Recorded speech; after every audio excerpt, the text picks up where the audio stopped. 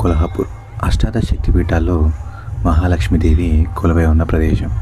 ఈ నగరాన్ని సాక్షాత్తు మహాలక్ష్మీదేవి ప్రళయకాలంలో తన 2 చేతులతో పైకెత్తి కాపాడుతుందని పురాణాల్లో చెప్పబడింది.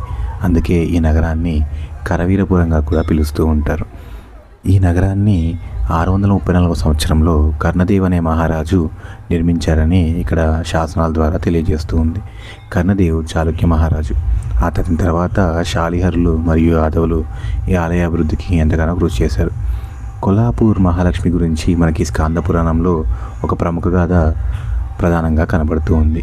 అగస్త్య మహర్షి పరమశివుణ్ణి కాశీకి ప్రత్యామ్నాయ క్షేత్రం గురించి చెప్పమని అడిగినప్పుడు పరమశివుడు ఈ కొల్హాపూర్ మహత్యాన్ని అగస్త్యుడికి వివరించాడు.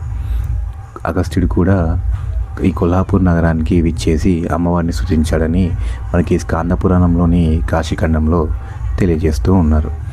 ఇక్కడ ప్రధాన దైవం మహాలక్ష్మీదేవి.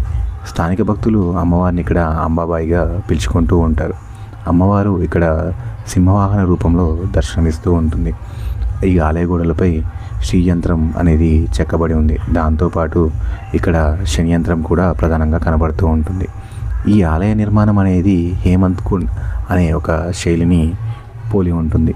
ఇక్కడ అమ్మవారిని దర్శించుకోవడానికి మనకి 2 దారులు ఉన్నాయి. ఒకటి సర్వ అలంకార దర్శనం. ఈ దర్శనానికి వెళ్తే మనకి రద్దీ రోజుల్లో 2 నుంచి 3 గంటల సమయం పడుతుంది. ఇంకొకటి ముఖ దర్శనం. ఈ దర్శనానికి వెళ్తే మనకి 10 నుంచి 15 నిమిషాల్లో అమ్మవారి దర్శనం అవుతుంది. కానీ అమ్మవారి ముఖం మాత్రమే కనబడుతూ ఉంటుంది.